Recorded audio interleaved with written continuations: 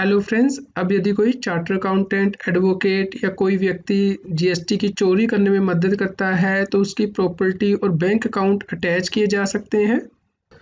Friends, GST act के अंतर्गत section 83 दिया गया था, जहां पे कि कमिश्नर प्रॉपर्टी को और बैंक अकाउंट को अटैच कर सकता था। ये बैंक अकाउंट सिर्फ टैक्सेबल व्यक्ति के ही अटैच किए जा सकते थे और 1 साल के लिए अटैच किए जा सकते थे। यदि कोई प्रोसीडिंग पेंडिंग है सेक्शन 62, 63, 64, 67, 73 और 74 के अंतर्गत। लेकिन फ्रेंड्स, अभी सेक्शन में अमेंडमेंट की गई है। फ्रेंड्स, पहले समझ लेते हैं कि सेक्शन कौन से थे जिनके अंतर्गत के अटैचमेंट की जा सकती थी कमिश्नर के द्वारा। फ्रेंड, जीएसटी एक्ट के अंतर्गत कमिश्नर को पावर दी गई थी कि प्रॉपर्टी और बैंक अकाउंट अटैच कर सकता है। सेक्शन 62 के केस में, यानी कि यदि कोई व्यक्ति जीएसटी की रिटर्न फाइल नहीं करता है, उसकी असेसमेंट की जाती है, या व्यक्ति अनरजिस्टर्ड पर्सन है और उसकी असेसमेंट होनी है, या फिर स्पेशल केसेस में समरी असेसमेंट है, यानी कि कमिश्नर को लगता है कि किसी व्यक्ति की टैक्स लायबिलिटी बन जाएगी और वो उसे नहीं पे करेगा, इसलिए प्रोविजनल अटैचमेंट की जाती थी। इसके अलावा फ्रेंड्स, सेक्शन 67 के अंतर्गत अटैचमेंट की जा सकती थी, यानी कि किसी व्यक्ति के यहाँ सर्च, सीजर, इंस्पेक्शन हुई है जिससे कि कमिश्नर को लगता है कि वो व्यक्ति जीएसटी पे नहीं करेगा। इसके अलावा सेक्शन 73 के अंतर्गत या सेक्शन 74 के अंतर्गत अटैचमेंट की जा सकती थी। जैसे ही प्रोसीडिंग स्टार्ट हो जाती है व्यक्ति के अगेंस्ट, यानी कि कमिश्नर को लगता है कि व्यक्ति ने टैक्स नहीं पे किया है या कम पे किया है या गलत रिफंड लिया है या इनपुट एज क्रेडिट गलत अवेल किया है या फिर यूटिलाइज किया है, भले ही उसका कारण फ्रॉड करना हो या फिर अदर देन फ्रॉड हो, इन केसेस में ही अटैचमेंट की जा सकती थी। फ्रेंड्स, अब फाइनेंस एक्ट 2021 के द्वारा जीएसटी एक्ट में अमेंडमेंट प्रपोज की गई है, यानी कि अब अटैचमेंट की जा सकती है जैसे ही प्रोसीडिंग इनिशिएट कर दी जाती है। पहले अटैचमेंट तभी की जा सकती थी यदि प्रोसीडिंग पेंडिंग है।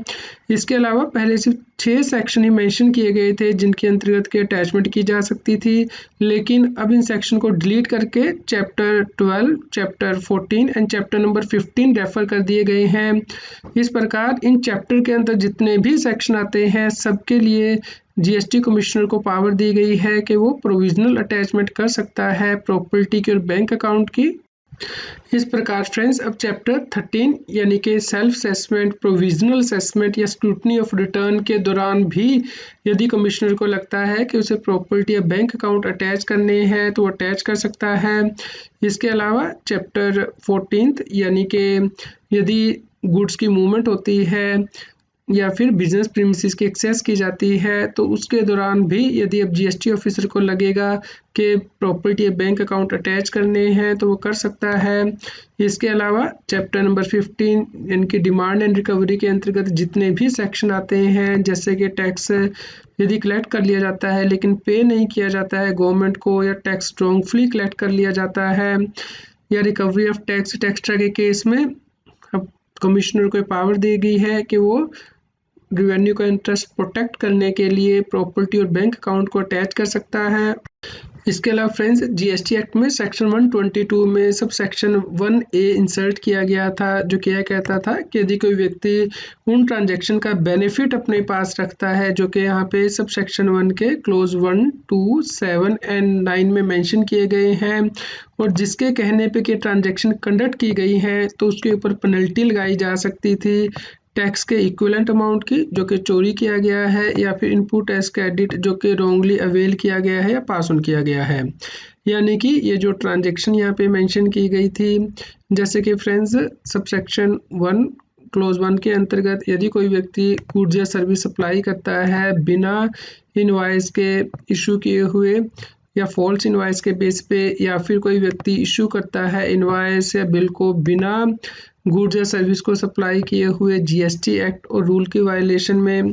या फिर यदि कोई व्यक्ति गलत तरीके से इनपुट एज क्रेडिट अवेल करता है, यानी कि बिना गुड्स या सर्विस के रिसीव किए हुए जीएसटी एक्ट और रूल के अकॉर्डिंग आईटीसी नहीं लेता है, या फिर वो इनपुट एज क्रेडिट गलत तरीके से लेता है या फिर डिस्ट्रीब्यूट करता है, तो जो व्यक्ति इन ट्रांजैक्शन का बेनिफिट रिटेन करेंगे और जिसके कहने पे कि ये ट्रांजैक्शन की गई हैं उनके ऊपर पेनल्टी लगाई जा सकती थी। फ्रेंड, अब जीएसटी एक्ट के सेक्शन 83 में ये अमेंडमेंट भी प्रपोज की गई है कि पहले तो सिर्फ टैक्सेबल व्यक्ति के ही प्रॉपर्टी या बैंक अकाउंट अटैच होते थे। अब जो व्यक्ति सेक्शन 122 सब सेक्शन 1A में स्पेसिफाई किए गए हैं, उनकी प्रॉपर्टी और बैंक अकाउंट भी अटैच किए जा सकते हैं। जैसे ही कमिश्नर प्रोसीडिंग इनिशिएट करता है व्यक्ति के अगेंस्ट। इस प्रकार फ्रेंड्स, अब यदि कोई व्यक्ति इन ट्रांजैक्शन का बेनिफिट रिटेन करेगा और जिसके कहने पे ट्रांजैक्शन हुई है, टैक्स की चोरी हुई है, या फिर इनपुट एज क्रेडिट गलत अवेल किया गया है या यूटिलाइज किया गया है, तो उसके बैंक अकाउंट और प्रॉपर्टी भी अटैच किए जा सकते हैं।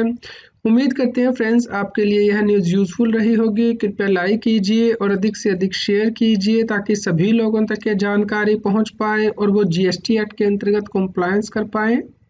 आप हमें Telegram app CA Satbir Singh टैक्सील पर ज्वाइन कर सकते हैं ताकि आप जीएसटी और इनकम टैक्स के रेगुलर अपडेट अपने मोबाइल पर ही प्राप्त कर सकें।